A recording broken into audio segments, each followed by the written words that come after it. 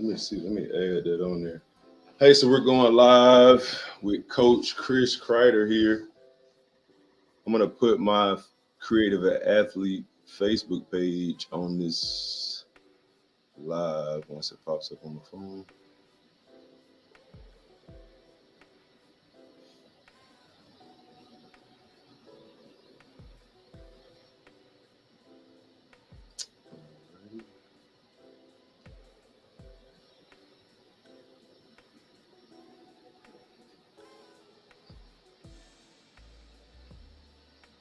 Okay, so in the comments below on this live, you can click on that page, and it's going to be the same live that I'm having now with Coach Chris Kreider, but you will be able to comment, and if it's a presentable question, I can post it, and we'll see if me or Coach Chris Kreider can answer, whatever the question is that you may have. But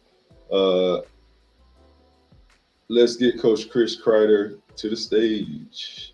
What's up, Coach? What's up, Lou? How you doing? Man, I'm doing great. I'm doing great. How are you? Life is good in the middle of conference season, that time of year, so you know how that goes. I know you remember the days. Man, I remember it like it was yesterday, and it goes by quick. So I always tell the guys to enjoy it, man. So I like to jump into it like this, Coach. Top three in a particular order. Jordan, Kobe, LeBron. Who you got? Yeah, that's tough but easy at the same time, I guess. Jordan definitely won.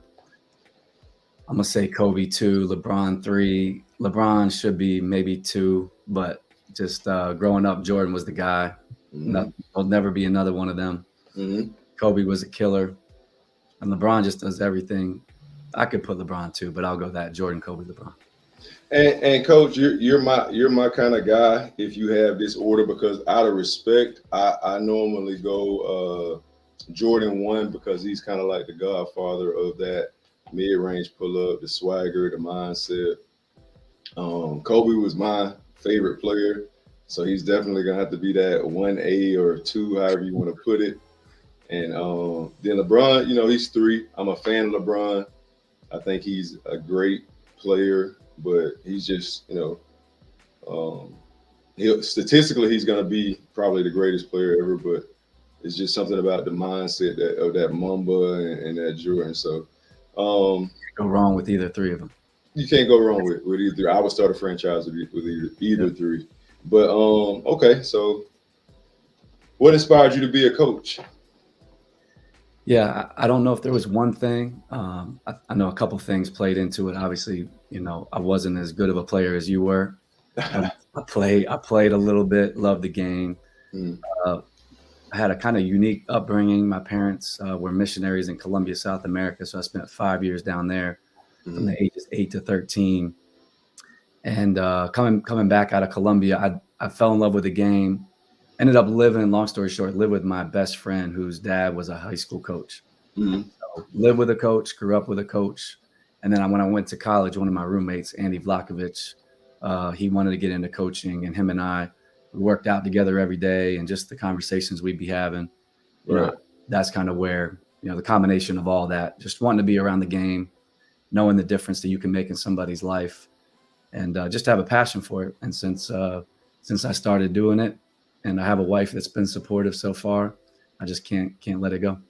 Man, you're lucky, man. We talked about it a little bit off air. As a coach, things can change. You can be at one place 10 years, or you can change and get a new opportunity. So it's great that you have a great support system, man. And for sure, cool journey to becoming a coach. And a little bit about me and Coach Kreider's background. When I was at Tech, what year did you do your I'd have to think about that. We'd have to look back. Yeah. It was I can't, the years are running together, but Ghani, that was Ghani's so that was my sophomore year. So Ghani was 1 year behind me. So no, Ghani was 2 years behind me. So that would have been my junior year, his freshman year.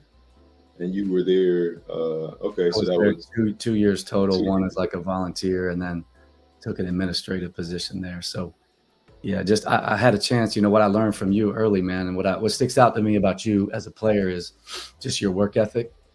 You were in that gym all the time, man. I know CY, Absolutely. Yeah. you know, learned a lot from him, obviously from a coaching standpoint, watching him and the rest of the staff.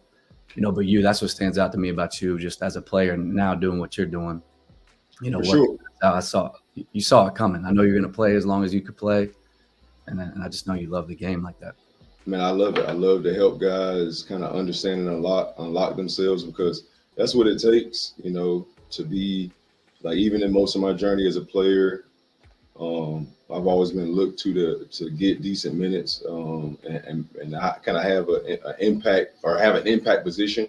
But then becoming a pro, those first 2 years, that's all I had to rely on was my obsession for preparing for hope, that Right. opportunity. Because in the G League, even in games where I might play well, if they sent the player down from the NBA, then now that knocks 5-10 minutes off of my playing time. So, just being obsessed with being in the gym is definitely a key to being dominant, but also just staying ready if you're not in that mix. So, You were always chasing it. I respected that man, about you. absolutely, absolutely. So your coaching journey, what colleges have you coached at, and how many years have you been a coach? And even we can even say predating your college journey. Yeah, I've had an interesting journey. Had a chance to see a lot of different levels as a player and as a coach. Played Division II and Division III.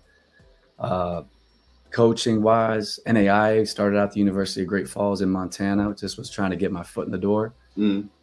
Ended up, moving on to Atlanta, where my wife Heather at the time, had to, start that relationship there. And St. Francis High School, spent 3 years there, coaching high school for 3 years. That was before I met you. Did a volunteer year at USC Aiken in Aiken, South Carolina, in the Peach Belt. I'm familiar with that. And then the Georgia Tech 2-year experiments there was awesome. Right. Let's see why I got the job at Georgia Southern. Went with him there for 2 years. Went with Coach Hewitt when he got the job at George Mason. Was there for 4. VMI after that for 2. Rice for 2. Georgia State for 3. And now here at SMU. So, you said it best. It's a journey. It's a lifestyle that you have to embrace. You have to be ready to go wherever, whenever. Right. In this coaching lifestyle. So it's been quite a journey, and looking forward to seeing what God has next. Man, that's a unique journey. And like, I can hear your journey where you had, you went from high school to Georgia Tech to Southern. And, I know a guy that went straight from playing overseas to D1 his first year. And it's just like everybody's journey, he started there, and then now he's at a Division II school, his second year. So it's like, you have all kind of roller coasters on this journey as a player and as a coach. So that's pretty cool to hear. Like you know more about the overseas and the professional lifestyle as a player, but it's the same thing, man. You work really hard. You try to put yourself in a position to be able to do the best you can in whatever opportunity you can get, but it's competitive. There's 300 and however many of them there are now, and it's just not a lot. Right. Absolutely. From today's game, whether it's youth or up to for college basketball or up to the professional level, what's the most important skill set for players in today's game? Yeah, I think you have to be able to do multiple things. I think, everybody uses the dribble, pass, and shoot. The overall skill set is important, being able to do those 3 things. I think you have to have a feel for the game, an IQ. You got to know how to play. You got to know how to play with other good players. That's something that the higher levels you go, there's other good players on the floor. So whatever position you play, whether that's size for position, athleticism, things you have to be able to do for each position, then you have to factor in, okay, what style of play are you playing in? Because, let's just say you're playing a 5 out, and if you're the trigger man at the top, you're a forward that's playing that, you better be able to handle the ball and shoot. And if you're setting a lot of ball screens and rolling to the rim and being a lob threat, you better be athletic and 6'9", 6'10", or whatever. So I think depending on the level, the style of play you're playing in, but I would say something now, shooting, obviously the way the game's going, You know, if you make shots. I would also say a skill for, because I do think it's a skill at playing hard and being an everyday guy, like Right. bringing energy to the gym every time you step on the court. Like I really do think that's a skill. That is. It And is. what Yeah. I've found is you can't really teach that. If somebody doesn't have that, it's really hard. So in high school, you know, when I was a high school coach, you know, whoever was in your school, you coached. Well, in college, you can recruit. So you look for that. Right. You look for that everyday guy type ability. Right. Right. Makes sense. So and that's one of the common things. Like even amongst it all, we still in this era have to say shooting is probably one of the most important assets if we had to just break it down to one. But I like one that I haven't heard from anybody is knowing how to play with other good players, because at any level that you go at collegiately, every player was the best player or one of the best players in their high school situation. So that's a great it's an excellent jewel for any young athletes, male or female, looking to go to the next level, is, or even with all this transferring to high school now, you going from one high school to another competitive high school. Those other guys are you know high level, or also travel ball. Right. You play travel ball, it's the best player from each area. So that's kind of the nature of this process of being a player, um, or being a high level player, knowing how to mix in with other dominant athletes. For sure. So, coach, I know in this whole basketball journey as a coach, you have to recruit. So when you're out recruiting, what makes a kid stand out to college coaches, and what gives a player, or for you, what makes a player have that it factor? Yeah, I think there's multiple. I don't think there's one it factor either. Like I do think there's a couple. So I'll say one it factor for me is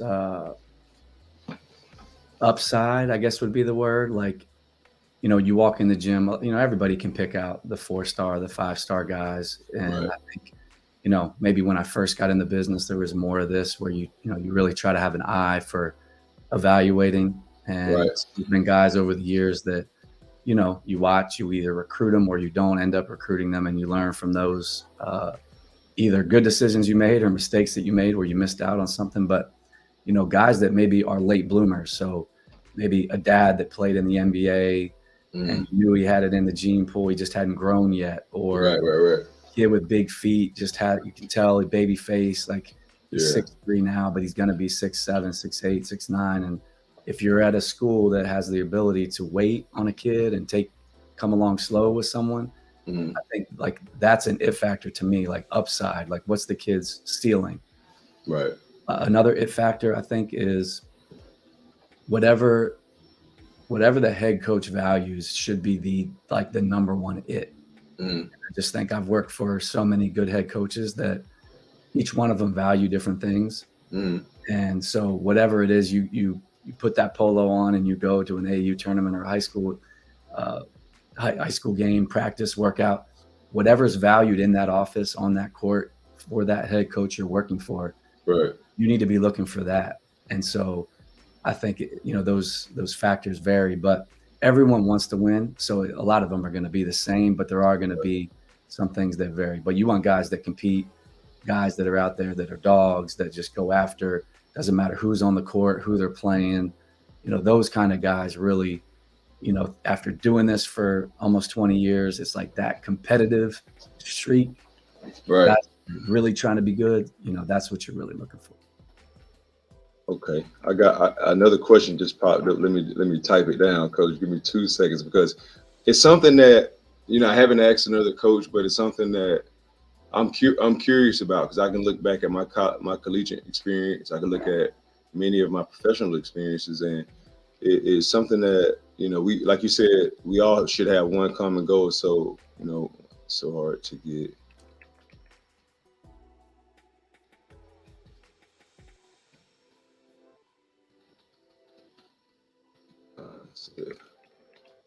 Okay, so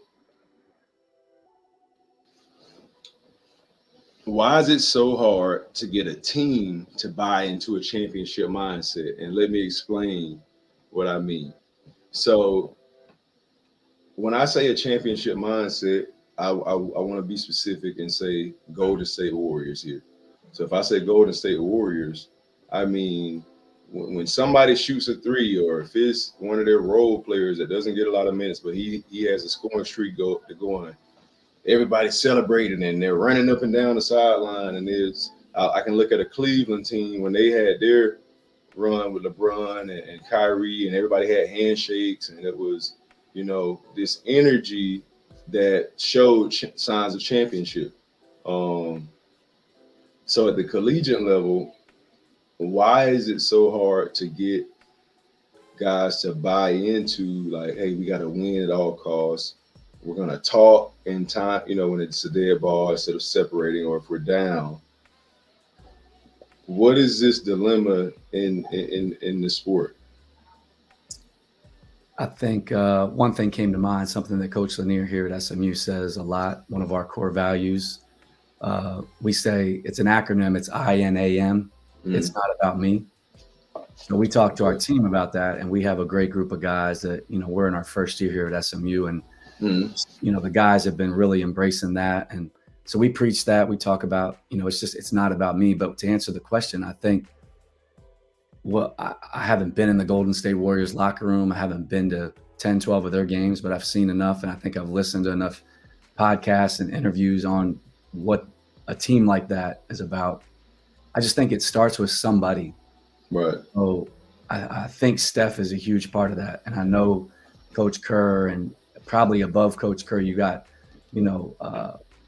all the executives, and, from the top down, everybody's focused, and there's a culture in place that if there's one or two guys that are so selfless, and when you watch Steph play, he sets the tone with that. Like, that's the best player on their team. Right. And he's gotten Draymond that playing a certain way, and now he's got Clay. But if you get 1, 2, 3 of those guys that say, nah, man, this is how we do it here. Mm-hmm. And, you mentioned some other teams too. I just think it is something that's countercultural, though. Right. It is. You mentioned social media before we got on, I think, but like in this era, back in the day when I played, I know you used to have to get the paper the next day to see who won the games. Yeah. Maybe see like a leading scorer or two, or but now with technology the way it is now, it's just a different time. Like, you play a game, win or lose, you got the highlights up on social media. Mm-hmm. An hour later, and how do you balance all that when you're trying to get recruited? So it's an honest, something you're trying to do that's great, but you didn't win the game or whatever. And so how do you balance all that? I just think it's hard. Mm-hmm. And I still think it can be done. Mm-hmm. Warriors, like you said, there's teams that do it, but it's something that if you can get 1, 2, 3 guys to buy into like the whole, if we win, everybody eats mantra, like that's the truth. Right. Not everybody believes it and lives that way and plays that way on a daily basis. So you got to be able to block out all the noise and all the texts and the stuff you're getting on the side. Like, hey, you need to shoot more. Hey, you need to be doing this. Like so it's a challenge, I think, for today's player. Right. But somebody's going to figure it out and win that championship. I do know that. Right. And then you can see it. Because when you look at the NCAA tournament over the last couple of years, there are teams that are, not the hot, quote unquote, high major that are shocking the high major because they have that unity, they have that hunger.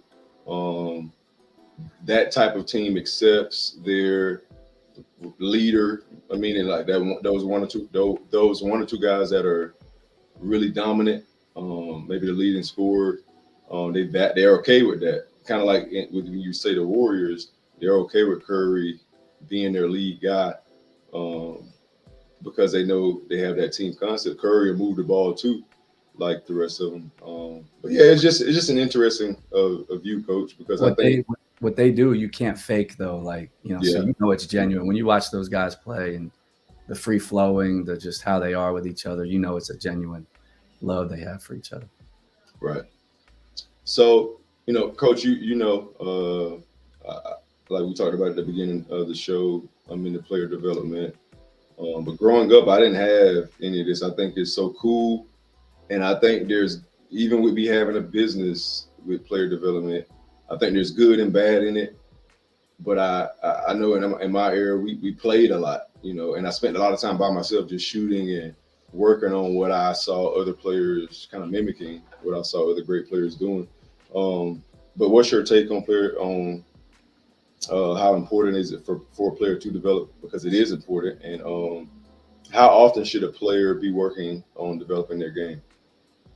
Yeah, I think player development is huge. I think it depends on the time of year, maybe, to answer the question of how often, I do think it's a daily thing. I Mm, mean, maybe one day off a week, to get your body right and take care of your body with any aches and pains or whatever might be going on. But you have to be doing, something, whether it's film. right, Nowadays, film, there's no excuse. Like when YouTube popped on the scene, man. for anybody. You don't have to have synergy and sports code and all this stuff. Like you can find anything you want on YouTube. But I think the film aspect, I do think working on things that translate Mm, is big. mm, Uh, I'll just use you again as an example. I just remember, you working on catch and shoot, off the dribble, creating your own shot, 1 to 2 dribble pull ups. for You know, sure. that stuff that was your game. Yeah, And yeah, absolutely. so it's like your conditioning was great. So all the stuff you were doing off the catch, on the move. Can you make shots when you're tired? Right, right. And then you were playing too, like you said, in the freshman gym. You were banging against the pros in the summer, and so I think the time of the year. I also think having a routine is what it's about. Having So a routine. Right, right. pre-practice, what are you doing? Mm, Post-practice, what are you doing? right, We practice in the morning. So once our guys are done with school in the afternoon, okay, when are they coming back? What are they doing there? right, Just having something that you do every day and just falling in love with that. right, Um, it can be 20 minutes. right. It doesn't have to be 3 hours. And Absolutely. so I just think having all that and then always adding to your toolbox, just Right. always, whether it's a drill. I can't tell you how many times I watch somebody work out. I like that. I'm going to do that. I'm stealing that. Absolutely. Yeah. That's what coaching is, man. It's stealing. So Yeah, yeah. Because that's we all learn from each other, and I think, like you mentioned about me training myself, I trained myself according to, like you mentioned earlier, that was what it was probably best for me to do within our system, and it was just shots that I could get. So I knew if I could master those, maybe that would open up other type of freedom. But I knew in order for me to play efficiently, and for anybody to play efficiently, you need to train yourself consistently on things that you can that you're gonna do in the game, or that you're confident doing in the game. Um, because if not, then you're just doing a bunch of tricks for no reason. You want to be able to do things that I feel comfortable doing, like you said, like like it's like routine. right. And when you don't do it, you just don't feel right. So Absolutely. something ever, you got to have that, man. Right, right. Okay, so with recruiting, coach, what type of players are SMU looking to bring out there in Dallas, man? Yeah, we're in our first year here, so really excited about what we're building. Mm, Obviously, going to continue to recruit high school guys in addition to the portal that's kind of becoming the new thing. Junior college, we're going international. We're going to recruit all over the world because we have an amazing product here at SMU here in Dallas. mm, Uh, we do have a unique situation. We are a top 75 university academically, mm. so we always ask for that transcript early, Right, right, right, being able to, not only get admitted to SMU, but also to handle the course load here. It is one of those places that's very, very unique. And we're in the heart of Dallas. So not right, only do you have, high level basketball, you mm, have the city of Dallas, you have right, top 75 academics. It's a unique combination of all that. But we want high character guys. We use the word, the letters OKG, our kind of guys mm, that want to live in the gym. So right, yeah, guys that want to do all the stuff that we were just talking about, right, guys that want to be good, guys that want to get their degree, but they really want to play basketball as long as they can. for sure. They're chasing that. So, it goes, talking to coaches or watching them play. We collect information. That's really what recruiting is. Right. You collect all this information, you use what your eyes are telling you, what people are saying about them, and then you just try to put these 13 scholarships, use them wisely, For because they're sure. like gold now. A Yeah. scholarship, especially at a place like this, it's an investment. So Absolutely. we're trying to find the best fit for sure. Okay.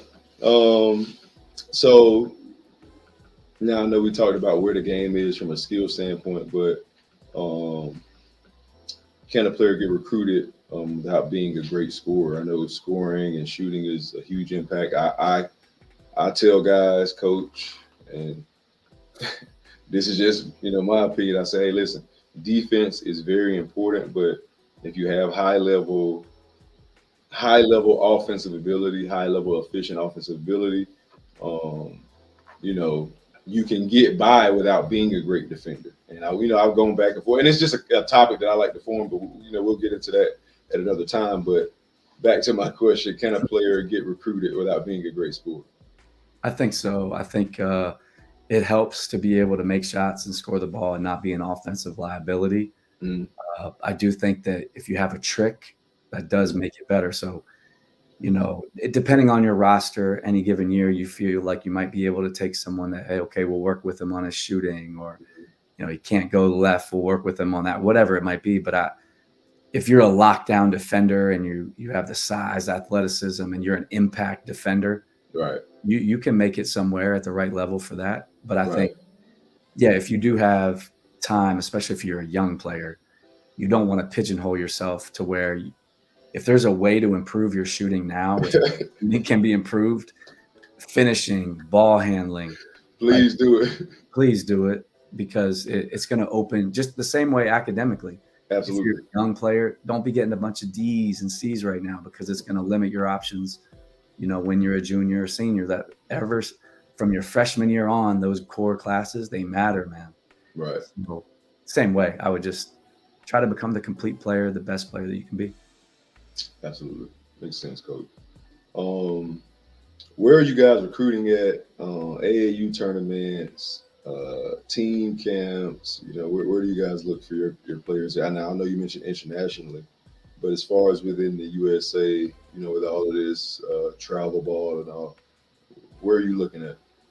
Yeah, we're everywhere that the NCAA lets us go. They have a recruiting calendar where, certain times of the year you can go to high school workouts, games, and then sometimes, of the year you can go to the certified AAU events. But what I'll say is, maybe 10, 15 years ago, you used to walk in the gym and something would happen. You'd be like, who is that? It'd be Right. books. Uh, The social media now and the internet, it happens very few times. right. So if you're a good player and you're doing what you need to be doing, Uh, and you can really play, we're going to find you. Any right. college coach that's doing this job is going to find you. Right.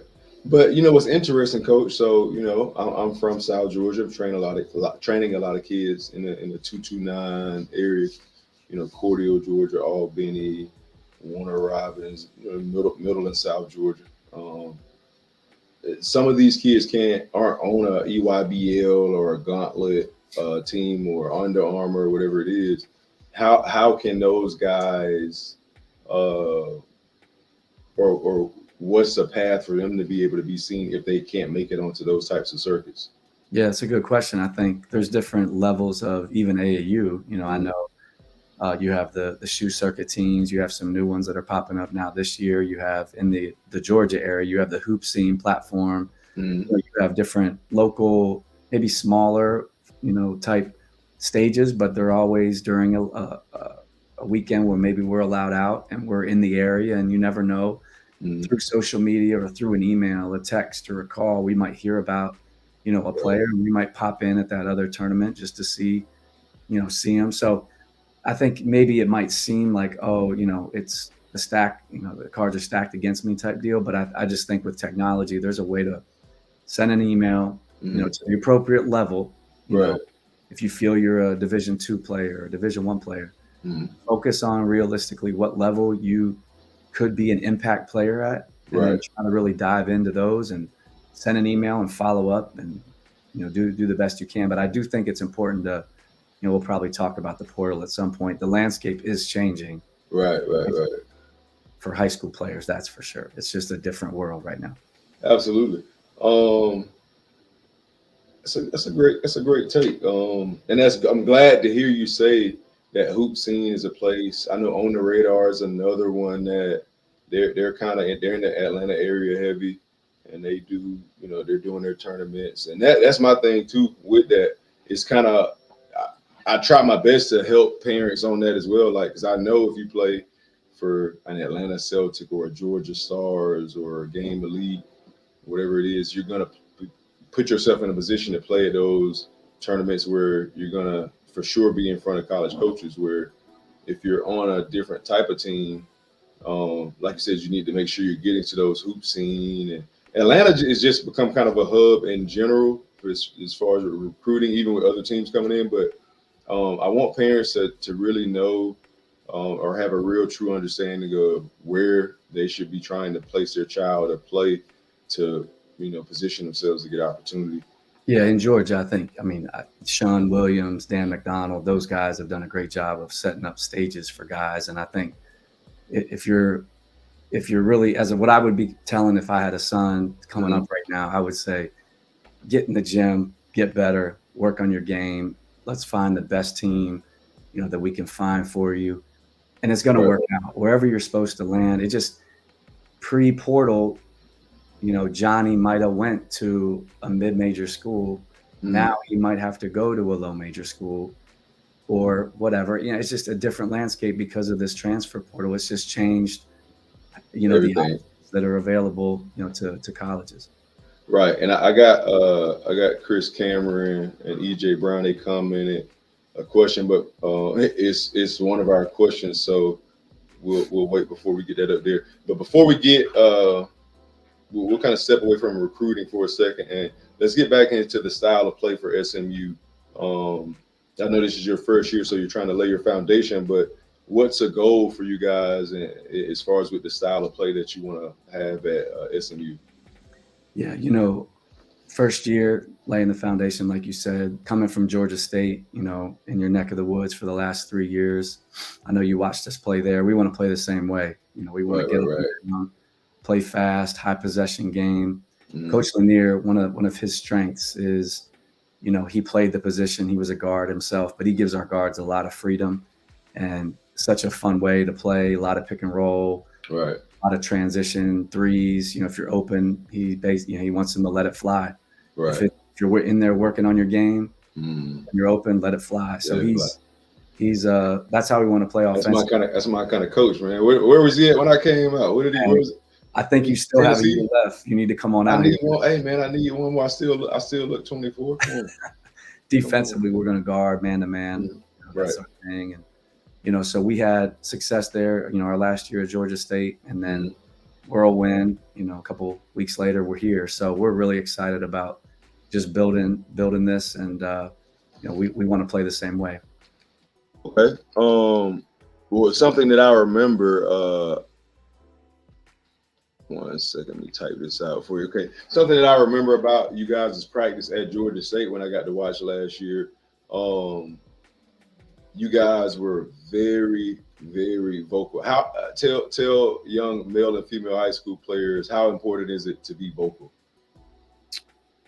You go to a high school practice sometimes when you're recruiting, and you say, "Man, it's quiet in here," and I think then you go to some high school practices where it's not, and it's noticeable. So I just think when I was a high school coach, thinking back, I know I didn't do a good enough job, instilling that. But I think there's something to be said for just that's how you get yourself going anyway.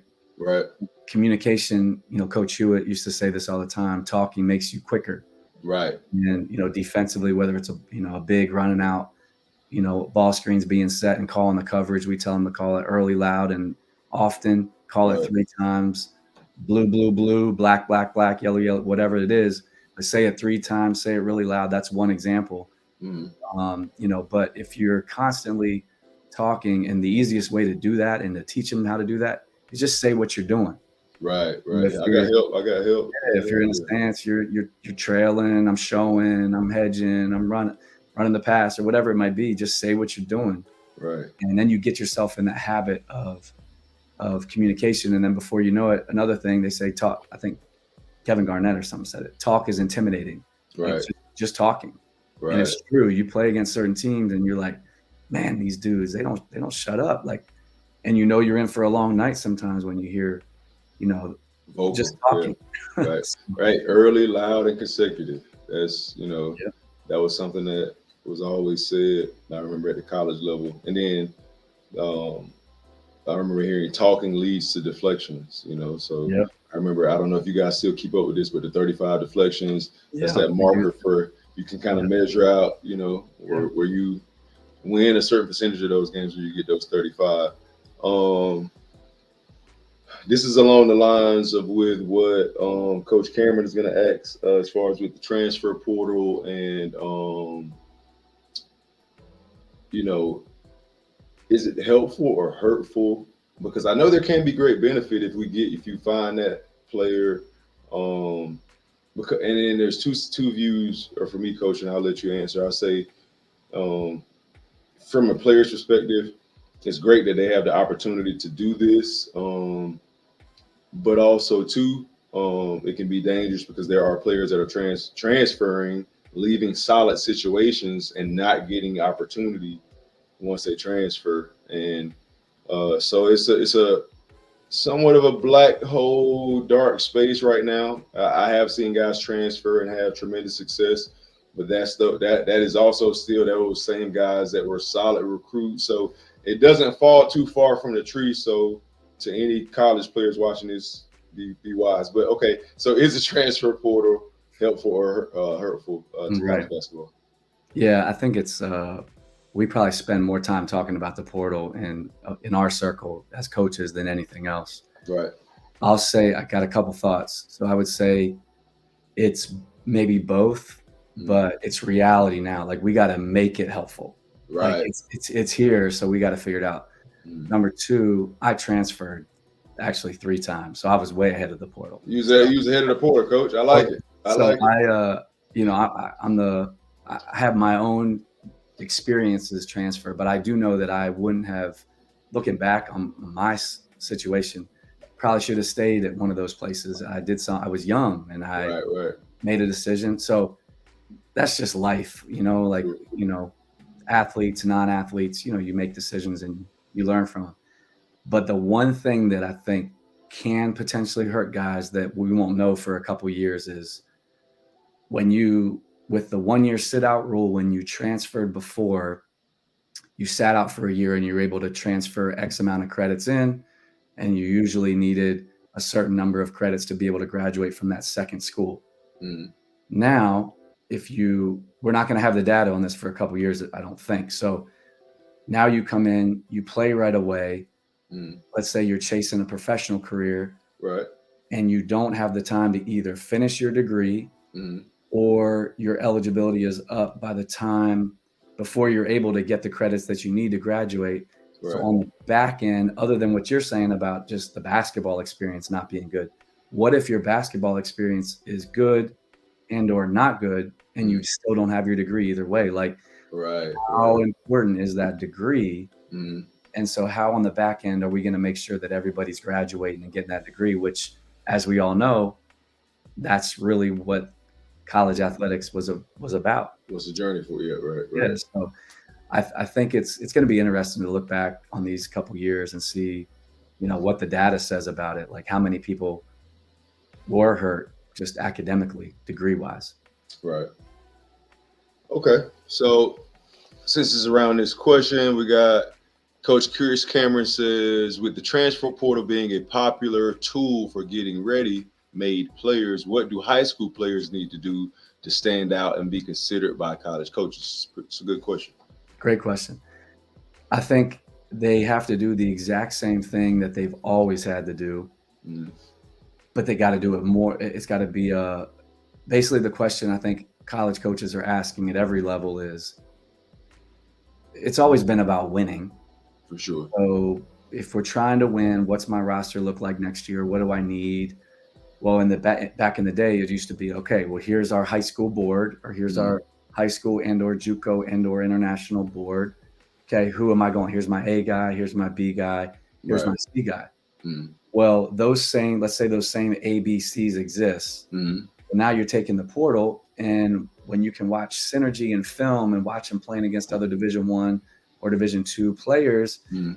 doesn't that take all those guys in the portal and maybe put them somewhere above that? So automatically everybody gets bumped down, Right. except for that maybe a guy pre-portal. They Mm. can somehow stay on the board with like other guys that in college have proven that they Right. can score 8 at whatever level. Right. It's a good point. So okay. So now does just like the transfer portal is almost like reclassing from a high school standpoint, that kid that is borderline being a college recruit, or he is somewhat of a college recruit, but not quite. Now, is that gonna? Because I know we see a lot of it now, but is that gonna trickle down to being more reclass situations?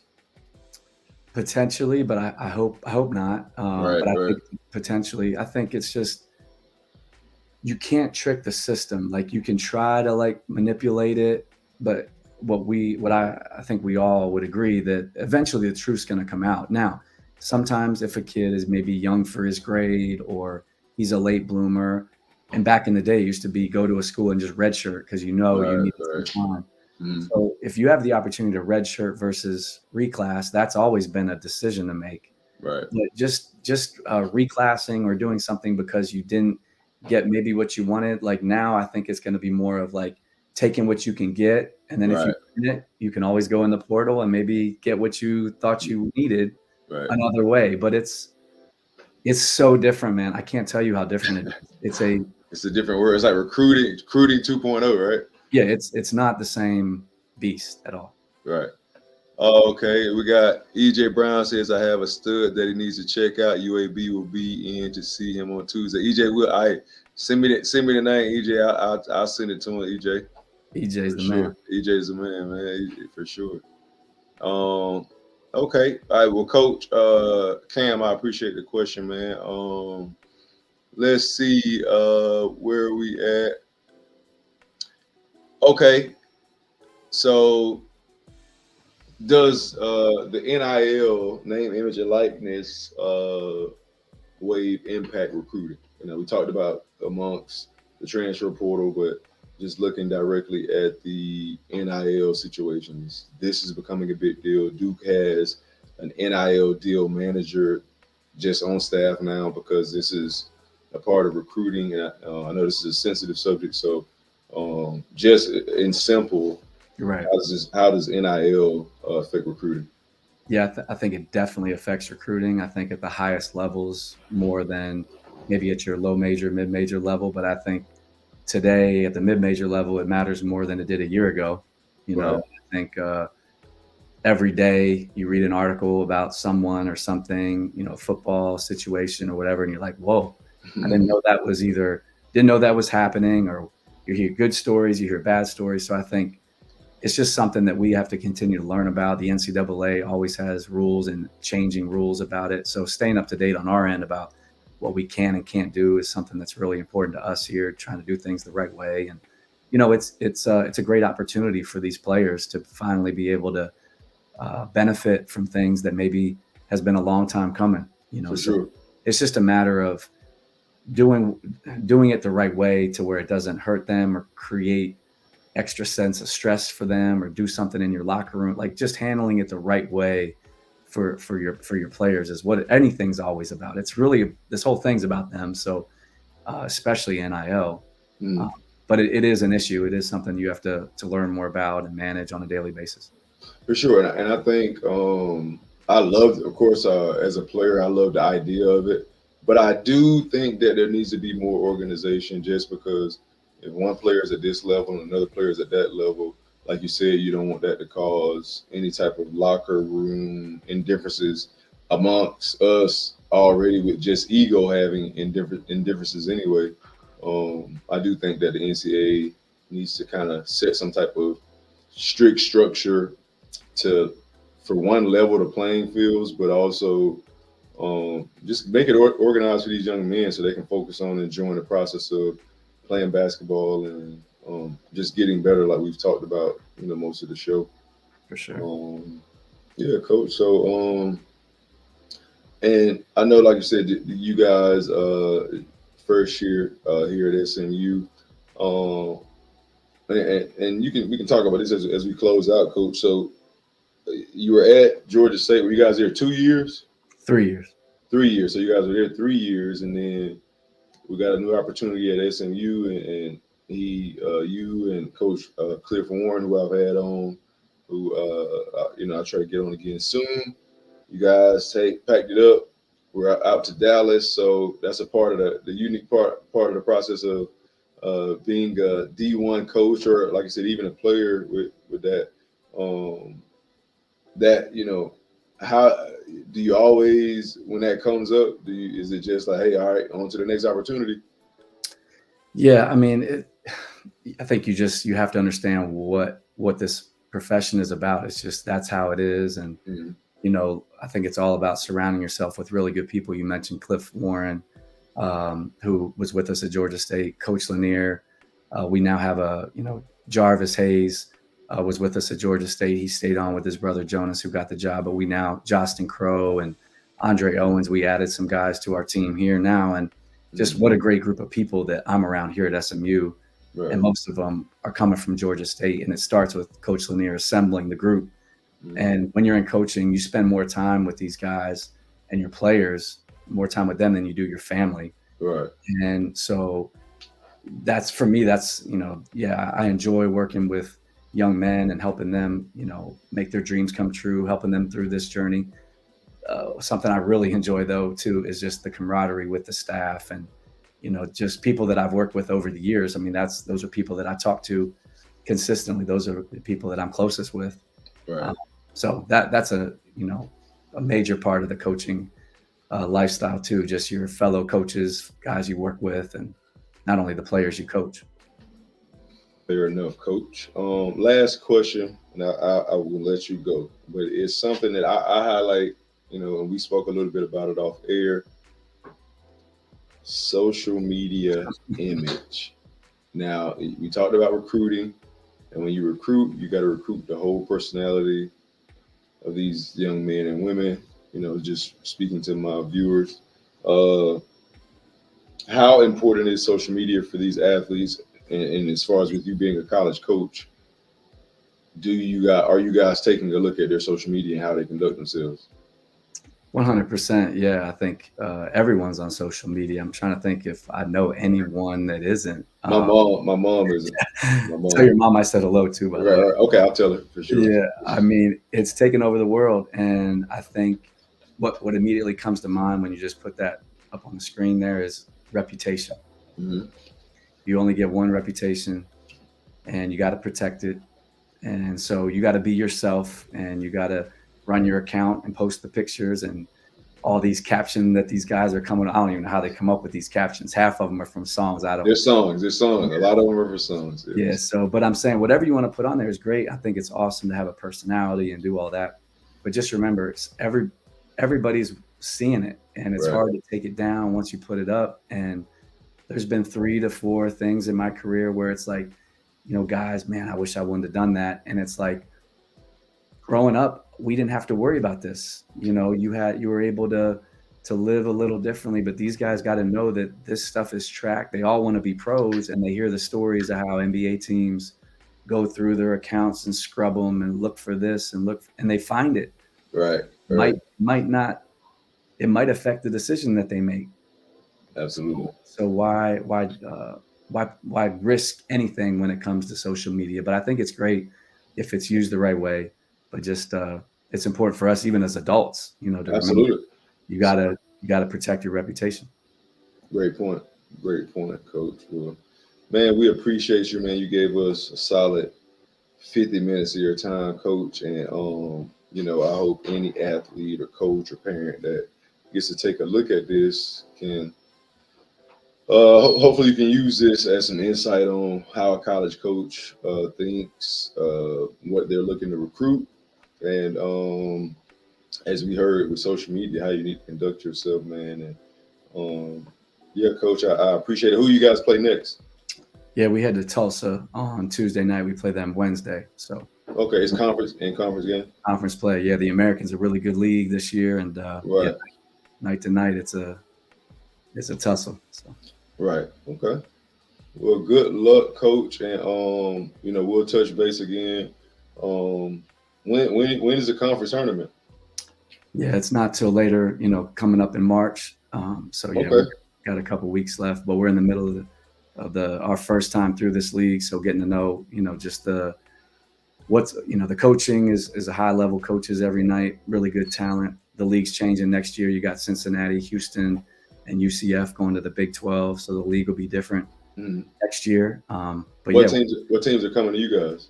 so I'd have to think about that, but it's like UAB, Rice, UTSA, Charlotte, Okay. FAU, a lot of Conference Still, USA yeah, still competitive though. Okay. for Yeah. sure. UAB, if I didn't say. Okay. So All right. Okay. Well, cool, coach. So that's what let's make it a goal around maybe around that.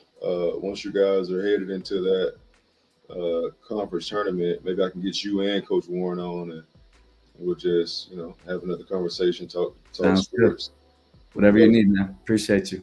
man, I appreciate you, Coach. Good luck the rest of the way, and I'll talk to you soon. Thanks for coming on, and thanks to everybody that took time to watch today. For All right, sure. All right, Lou. all right.